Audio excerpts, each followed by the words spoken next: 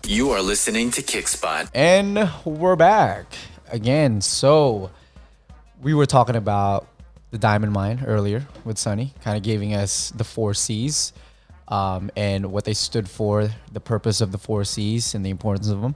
Now we're going to talk about what the diamond mine's future is and certain expectations, things like that. We're going to be asking him more questions, getting to know him a little bit more also. So yeah. Go ahead, Jinu. Yeah, Sonny, I wanted to ask you more about, obviously this is your current state. You're obviously getting this up and running, and I love the main vision of adding value to other people. But I'm sure there's more than that. In the beginning of the episode, you had talked about the why that makes you cry, and I think that resonates with a lot of people that are listening. As they heard that phrase, they probably like, what is my why that makes me cry? So what is it for you? What is your future vision? What are you looking to cast out there? So it's an excellent question. So obviously my why, that makes me cry is really to build generational wealth, right? So not just for this lifetime or my lifetime, but my generation, but to continue.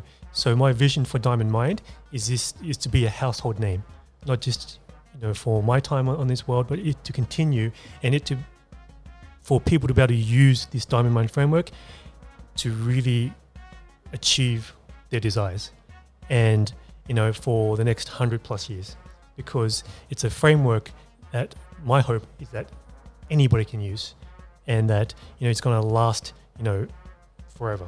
So number one, obviously, to become a household name around the world. So everyone, I haven't quite worked out, and maybe you guys can help me out. I haven't quite worked out what the diamond minders will call themselves. Mine cutters, or I don't know, or something. But that's pretty cool. Yeah, that's pretty cool. But just have a culture behind it, and so that someone can say, "Oh, are you a mine cutter? Oh, what's your diamond?" Mm-hmm. And just kind of have that community, right? So everyone around the world, like, "Oh, diamond mine." So as long as they see the logo, "Oh, you're a diamond mine. What's your diamond?" And then that's a way that they can connect, right? So that build a worldwide community of diamond minders or mine cutters that can carry through generations. So not just, like I said, not just for my lifetime here, but to carry on so that it can provide generational wealth for my family and beyond. So that's really my why, is really building it up to the point where, I can hand this to my daughter, my son, my one of my children, and they can continue it. Keep obviously promoting it. Keep the message out there that you do have control over your mindset, and you can create what you want. But you have to have the tools in order to lead you down the right path. And this program will give you the tools that can achieve that. And what's funny is you not only define what your program is about, but you were talking about earlier when you were saying that you gotta ask deeper questions. You gotta ask yourself deeper questions so you can get to the why. I think you went down all the way to the Earth's core. That's how you found it. Like that's like right when you were explaining it, and you were saying that my goal is to have generational wealth, not just for me in my lifetime here, but also for my family and their families and their families. I mean, that's what it's all about. Yeah. So I love that. Let me ask you, where does that passion come from? Great question, JP. Because I have my own why that makes me cry, and I have reasonings behind why I want to do what I do. But I'm curious to know what is your reasoning? For me, it's about just helping. It's helping another person. That really is what gives me, besides my family, the greatest joy, is really seeing what I'm doing or what I've said to somebody that makes them smile, essentially. There was actually this goes back to my modeling days. I was in Istanbul, and I had a job for, I think it was Hilton Hotels in Istanbul. They flew me out to Istanbul, and we were out on this boat, and there was only I think 3 models, me, another girl, and this other guy, and then and the boat crew, and the boat crew. One of the people helping out, he was just fascinated with the female model that was on board. She was Asian as well, actually, and What's her name? and Why did you guys all laugh? I was just asking what her name was. And he was like trying to take photos of her, just like, secretly, like, and I saw him do this, and then she saw him do this, and I said to her, hey, why don't you go up to him and say, hey, do you want to take a photo together, and just to see what he says? And then she's like, why? I'm like, because it's going to make him happy. I guarantee you. He's trying to take photos of you. Obviously, he's fascinated by you. Apparently, they're fascinated by Asians in Turkey, because there's not that many Asians, I guess. So he was fascinated with her. I said, well, why don't you just do that? And I guarantee you, look, it's going to make you feel better. It'll make him feel better, and it'll make you feel better. She's like, and then she said, okay, fine. So she went over, and she's like, hey, you want to take a photo? Because the guy couldn't speak English. You want to take a photo? And she's like, come. And he's like, he was shocked, right? And then he came over, and I said, yeah, give me the camera. And I took a photo, and then she's like, oh, thank you. And she was really nice about it. And then you could see the smile on this guy's face. Awesome. And she said, Sonny, you're right. You know what? That made me feel really good just to see him. And what was it? It was just a photo to me, it wasn't anything big. But for him, that's probably going to be something that he's going to remember for the rest of his life. So just like little acts of kindness, just like that. And just knowing that what you did made someone's day, or just made them smile, or made them feel better just in that moment, is what drives me. So going back to your question, so if I can do this on a mass scale, like if I can release my program and millions of people around the world can use it to achieve their biggest desires and improves their life, then that's what I really want to do and accomplish. And really, that's my passion, is really to serve and to really spread the message of, hey, you know what? You have the power to change your life and really get people out of the victim mentality and switch it over to, you know what? I'm control. And really empower them to know that. So what was the, there must have been either an event or some sort of a turning point that made you go, I'm going to create this because this happened. Mm-hmm. What was that turning point?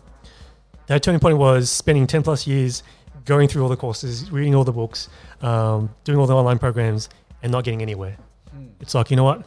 If I'm struggling with this, I'm no dummy, right? I'm not the smartest guy, on the planet, but I'm no dummy. But if it's taken me 10 plus years of me, spending thousands of dollars going to all the courses and still I haven't got it, then probably this is a problem for a lot of other people. That's interesting. Right? That's true. And what is that problem?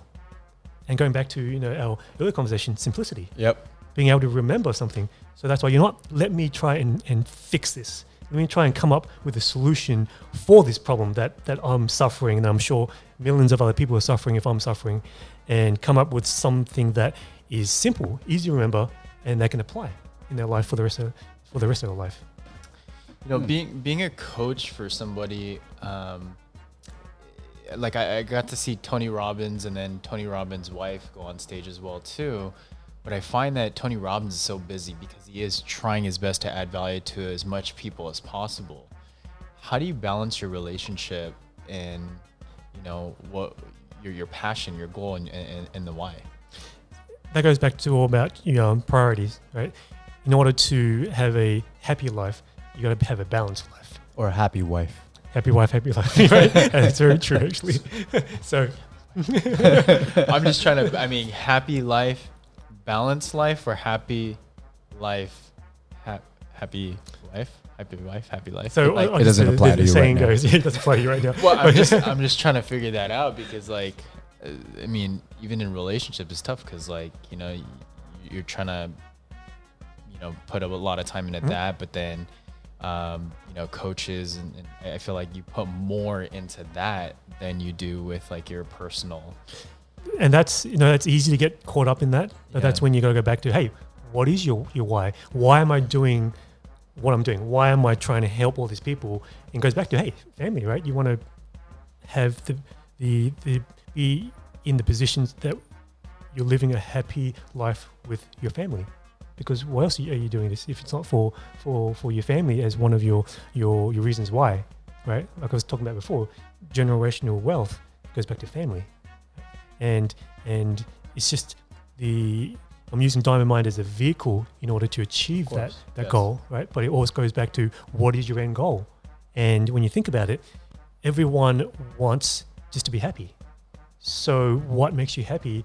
And if your family's not happy, which makes you unhappy, then really you got to think about, okay, am I spending too much time working and not paying attention to what's really the most important?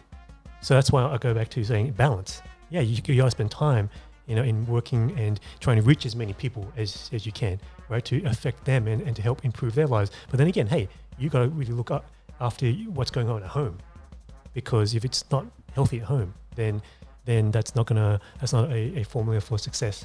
And I'm guessing you've had that conversation with your wife and children. If let's say Diamond Mind becomes that kind of cultural platform and product that people are searching for and people are going to, and you've created a subculture for Diamond Mind. You have Diamond Miners or thinkers that think the same, that uses your program every single time. And then you're all in these conferences, you're always traveling. Has that conversation arise with you and your family? Because they have to be bought in. Mm-hmm. They have to understand that if this thing blows up, you're gonna have to balance everything. When this thing blows up. When this thing blows up, you're right. When Choice it blows up. Sorry, you're right. When it blows up, we're part of that. Like you have to have them feel comfortable knowing that you're gonna do everything in your power to keep them happy, also keeping your vision happy. Yeah, actually, we have had conversations, because obviously the next step after this whole COVID thing hopefully blows over soon, but is, hey, I'm going to start traveling, and going around the US first, giving Diamond 9 seminars, and it's going to start off, once a month, just spending a weekend in a different city around the US. And I already told my wife, hey, come along, we'll do the seminar, and then afterwards we can just travel, spend time in the city, and then come back, and then it'll be like a once a month thing. That's awesome. So it's not going to be too crazy. So you always include. That's awesome. Wife and family. Yep. You have to. Yep, yeah, absolutely. You have to. What do you think about? Think about getting married? Oh no, I'm just part of the club?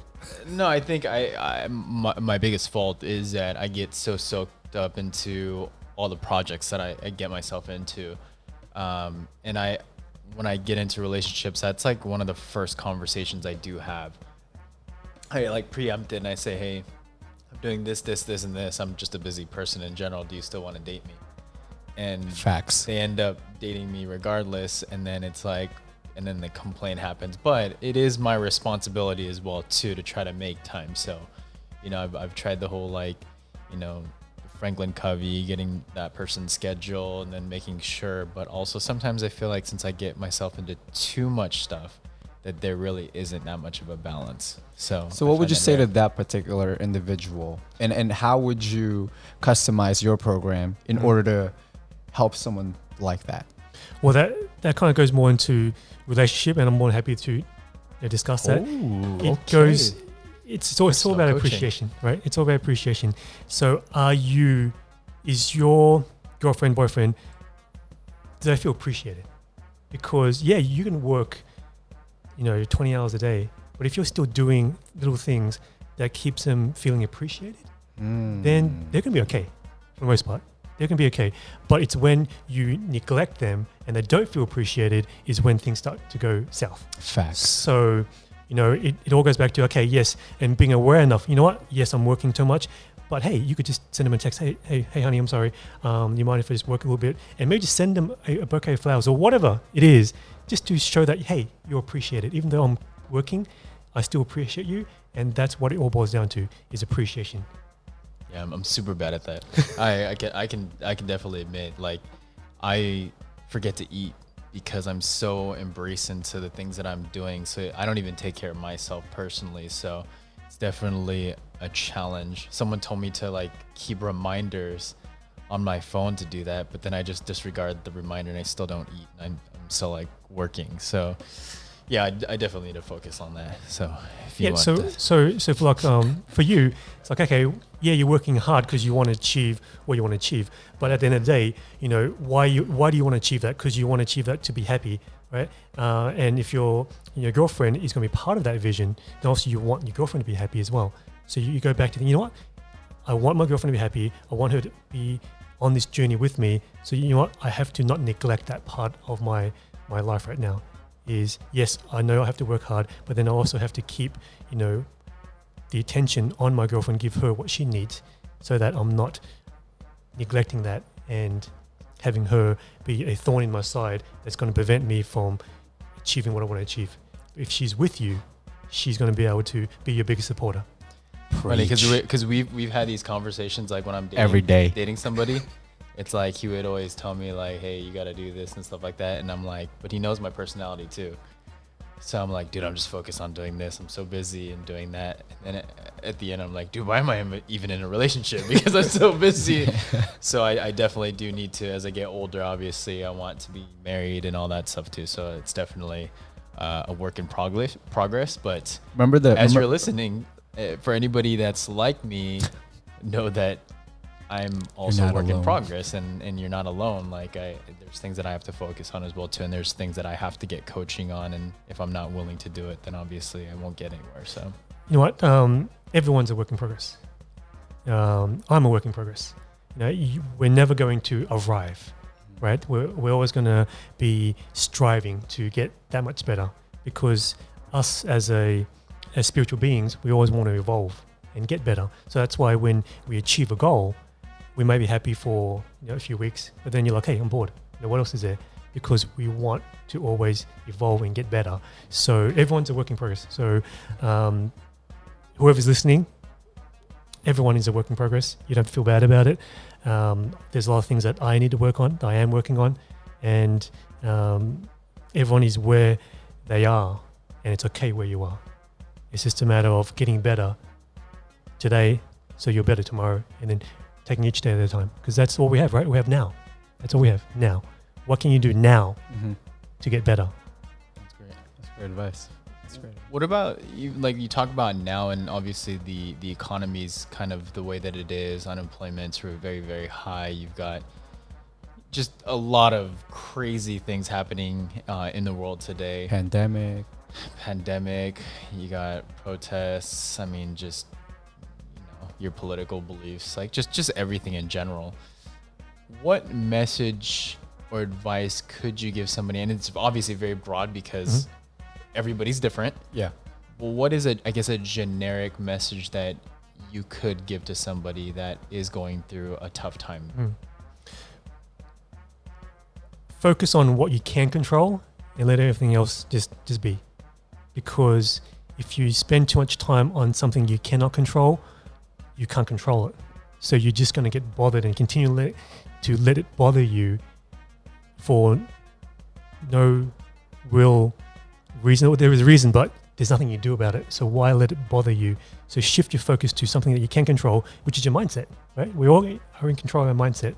So I love Wayne Dyer, and there's this one quote that he used to say is, pretend that there's a candle flame inside you, and don't let anybody else make that candle flame flicker. You're the only one in control of your flame. And that goes for everything, right? For relationships, for what's going on right now. Stay focused on what you can control, because everything else is just pointless, because you're just going to get yourself worked up and in a bad state of mind. Obviously, what's going on now, just being aware that, I'm going to let myself, get upset with, the protests or, what's happening around the country, but then be aware enough, I'm going to let myself get mad or be in a bad state for 15 minutes, but I'm going to snap out of it. After that, I'm going to refocus myself, and I can't control that. I know I'm keeping myself up to date with what's happening, but now I'm going to bring myself out. What can I control now? I can control my mindset. I know that, hey, that's something that even if I wanted to change, I can't. So there's no use focusing on that, and just really putting your attention on things that you can control to keep your energy and vibration high. Yeah, and I think we've all been there too. Yeah. I mean, I've definitely been in situations where I'm blaming the entire world, and I'm thinking, what is that really going to do if I still, have that mindset? And I just have to wire my brain to focus on those controllables instead of the uncontrollables. So I totally agree with that. And it just all goes back to awareness, right? It's just being aware enough to know what you're thinking. And that goes back to, hey, remember, 95% of the time we're just unconscious, right? And on autopilot. But it's going back to, okay, I'm going to be conscious with what I think about now and really use that. And it's like a muscle. You have to continually think that and be able to control your thoughts to be able to control your thoughts, right? A lot of people think they can't control their thoughts. Yeah, you can control your thoughts. It's just practice. It's practice and just doing it every day. Practice controlling your thoughts and directing your thoughts and what you want to think about instead of just letting it, go crazy and go wild. Allen Iverson doesn't believe in practice. That's funny. Well, they don't really have a lot of basketball stuff over there. In Australia, they have a lot of basketball. They have basketball, but I mean, Patty Mills, Ben Simmons. He didn't really play basketball. Tennis. Who's a famous Australian tennis player? Sonny. Yeah. Oh, He slash came here- model. He came here on a tennis scholarship Slash model. to the U.S. I mean, that's pretty big. Turned model. Turn Oh, model. yeah, turned model. Turn model. Let's not forget. And then obviously the rest is history for here Right. for Sonny. So, Sonny, we really, really appreciate you Yes, sir. getting on the show. I know, obviously, I'm sure a lot of people listening on the call getting some valuable information. We could probably talk to you for hours, and I'm sure as people are driving or people are listening or doing their work, they don't have all the time in the world. So where can people find you? Yeah. First place is, if you want to learn more about what I do, secretframework.com. Register for that webinar. It's a very informative webinar. And then also they can find me on Instagram at Your Miracle Mind. That is the handle. At Your Miracle Mind? Your Miracle Mind. Okay, perfect. So for those of you that are listening, we're going to link his Instagram on our Instagram as well too at _Kickspot. Also, make sure to tune into all the streaming sites that we're on: Spotify, Apple Music, Apple Podcast, and then 106.3 FM HD2 Santa Ana as well down in Orange County. And I think I hit up on all the points there. So You did, sir. all right, perfect. So Sonny, we really, really appreciate Yes, it. sir. Thank you for coming. Thank you on. very much Yeah. for coming on the show. Any last message you want to give anybody before we close out the show? You're closing it out. Oh, Yeah. wow. Pressure. Yeah, pressure. Well, first of all, guys, it's been fun. Thanks for having me. I appreciate you taking the time to do this with me. And just remember, you are in control of your thoughts. And if you don't like your thoughts, hey, you can change them. So just know that. Be more aware of what you think and how your thoughts are making you feel. And just reach for a better feeling thought if you don't like the one that you're thinking and how it's making you feel. So I'll leave you guys with that. Awesome. All right, That's a great message. Thank you so Thank much. you so Sonny. much. Thanks, guys. Thank you for listening to Kickspot.